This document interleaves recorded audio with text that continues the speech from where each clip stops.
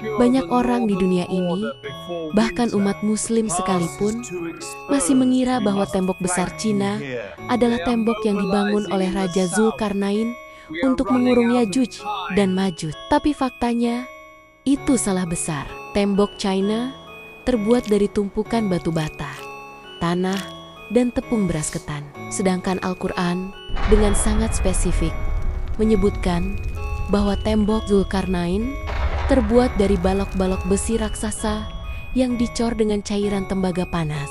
Sebuah teknologi metalurgi yang sangat canggih yang menghasilkan struktur logam padat yang mustahil ditembus. Lantas, jika bukan di China, di mana tembok besi misterius itu bersembunyi? Apakah satelit Google Earth sudah berhasil memotretnya di pegunungan Kaukasus?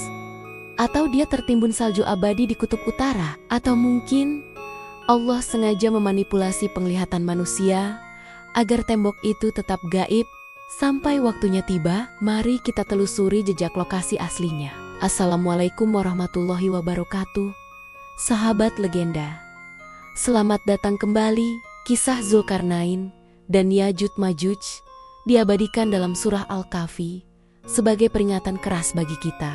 Kita tahu bahwa di luar sana ada dua bangsa perusak yang sedang dikurung di balik tembok atau redem. Tapi pertanyaan terbesar yang menghantui para sejarawan dan arkeolog selama ribuan tahun adalah, di mana lokasinya? Bumi kita sudah dipetakan oleh satelit hingga ke inci terkecil. Seharusnya tembok raksasa yang terbuat dari logam akan memantulkan sinyal yang sangat jelas. Kenapa kita belum menemukannya? Hari ini kita akan membedah kandidat lokasi paling kuat berdasarkan data geografis, sejarah, dan petunjuk teknis dari Al-Quran. Siapkan fokus kalian. Pertama-tama, kita harus meluruskan dulu salah kaprah tentang tembok Cina. Kenapa tembok China bukan tembok Zulkarnain? Ada 3 alasan ilmiah yang membantahnya. Alasan pertama adalah material bangunan. Surah Al-Kahfi ayat 96 sangat detail. Zulkarnain meminta, "Berilah aku patenggen-potenggen besi."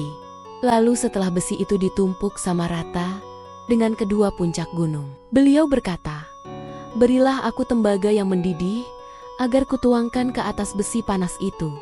Jadi jelas, konstruksinya adalah reinforced metal atau logam campuran, bukan batu bata seperti tembok China. Alasan kedua adalah bentuk fisik.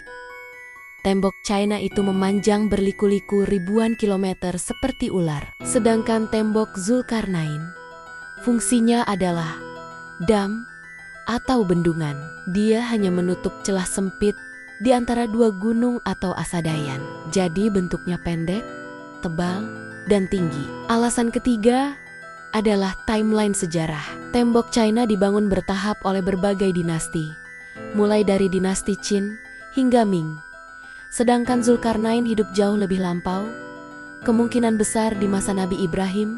Jadi, kita bisa mencoret Cina dari peta pencarian kita. Kita harus mencari lokasi lain yang memiliki siri-siri 2 gunung dan sisi besi kuno. Para ulama tafsir klasik dan sejarawan modern mengerucutkan pencarian mereka ke satu wilayah yang sangat strategis, Pegunungan Kaukasus. Wilayah ini membentang di antara Laut Hitam dan Laut Kaspia. Sekarang, wilayah ini menjadi perbatasan antara Rusia Selatan dan negara Georgia. Mengapa tempat ini dicurigai? Di sana terdapat sebuah celah sempit yang sangat curam dan tinggi, yang dikenal dengan nama Darial Gorge atau celah Darial. Dalam peta-peta kuno, tempat ini sering disebut sebagai The Gates of Alexander atau Gerbang Alexander. Ingat, banyak sejarawan barat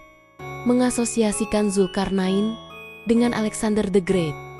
Meskipun ini masih diperdebatkan, secara geografis, celah Darial ini sangat cocok dengan deskripsi 2 gunung. Lembah ini diapit oleh tebing batu vertikal setinggi ribuan meter. Satu-satunya jalan untuk menyeberang dari utara ke selatan adalah lewat celah sempit ini. Jika celah ini ditutup, maka bangsa barbar dari utara tidak akan bisa menyerang ke selatan. Yang lebih Menarik, di lokasi ini pernah ditemukan sisa struktur logam kuno dan benteng pertahanan yang besinya sudah berkarat dan menyatu dengan tanah dan batuan sekitar. Apakah ini sisa-sisa tembok Zulkarnain yang sudah tertimbun sedimentasi selama ribuan tahun? Mari kita bicara soal sains di balik tembok ini. Kenapa Zulkarnain mencampur besi dengan tembaga? Kenapa tidak besi saja atau batu saja? Ini menunjukkan bahwa Zulkarnain bukan hanya seorang raja dan panglima perang, tapi beliau juga seorang insinyur jenius yang dibimbing wahyu. Dalam ilmu metalurgi modern, besi adalah logam yang sangat kuat, tapi punya satu kelemahan fatal. Ia mudah berkarat korosi jika terkena hujan dan panas. Sementara tembaga adalah logam yang tahan karat, tapi teksturnya lunak. Zulkarnain melakukan teknik coating atau pelapisan. Beliau memanaskan besi sampai merah menyala, lalu menuangkan tembaga cair di atasnya. Hasilnya adalah struktur yang memiliki kekuatan besi, tapi memiliki ketahanan anti-karat, seperti tembaga. Campuran ini juga menciptakan permukaan yang sangat licin dan keras. Itulah sebabnya Al-Quran menyebutkan bahwa Yajuj Majuj tidak bisa memanjatnya Yazaruhu karena licin, dan tidak bisa melubanginya Nakba karena saking kerasnya. Bayangkan, ribuan tahun lalu, di tengah pegunungan sunyi, ada proyek pengecoran logam raksasa yang mungkin melibatkan ribuan pekerja dan tungku api raksasa. Ini adalah mega structure yang melampaui zamannya. Namun, sekuat apapun tembok itu, ia tetaplah makhluk ciptaan yang punya batas waktu. Ada sebuah hadis yang sangat mengerikan, yang diriwayatkan oleh Imam Bukhari dan Muslim. Suatu hari, Rasulullah SAW terbangun dari tidurnya dengan wajah merah padam karena ketakutan. Beliau bersabda, "La ilaha illallah, celakalah bagi orang Arab karena keburukan yang telah dekat." Hari ini, dinding penghalang Yajuj dan Majuj telah terbuka sedikit seperti ini. Beliau melingkarkan jari jempol dan telunjuknya membentuk lingkaran kecil. Istri beliau, Zainab binti Josh, bertanya, "Wahai Rasulullah, apakah kita akan binasa padahal di tengga-tengga kita masih ada orang-orang soleh?" Nabi menjawab, "Ya, jika keburukan kemaksiatan sudah merajalela." Hadis ini diucapkan 1400 tahun yang lalu. Jika saat itu lubangnya sudah sebesar koin, bayangkan seberapa besar lubangnya hari ini. Apakah tembok itu sudah retak parah? Ada riwayat yang mengatakan bahwa kaum Yajuj Majuj setiap hari bekerja keras menggali tembok itu. Saat matahari terbenam, tembok itu hampir tembus.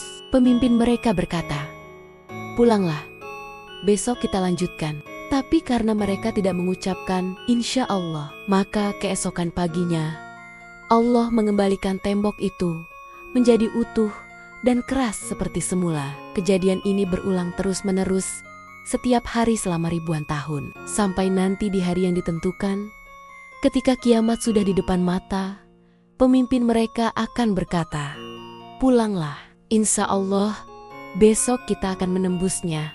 Berkat kalimat insya Allah itu, esok paginya lubang galian mereka tidak tertutup dan runtuhlah tembok itu. Sahabat legenda, apakah tembok Zulkarnain ada di Kaukasus? Atau tertimbun di bawah lapisan es kutub? Atau mungkin berada di dimensi gaib Hollow Earth yang tidak bisa dideteksi radar? Allah Maha berkehendak menutup pandangan manusia. Teknologi satelit secanggih apapun tidak akan bisa menyingkapnya jika Allah belum mengizinkan. Bisa jadi tembok itu ada di depan mata kita, tapi tertutup manipulasi optik atau tertimbun tanah hingga menyerupai bukit biasa.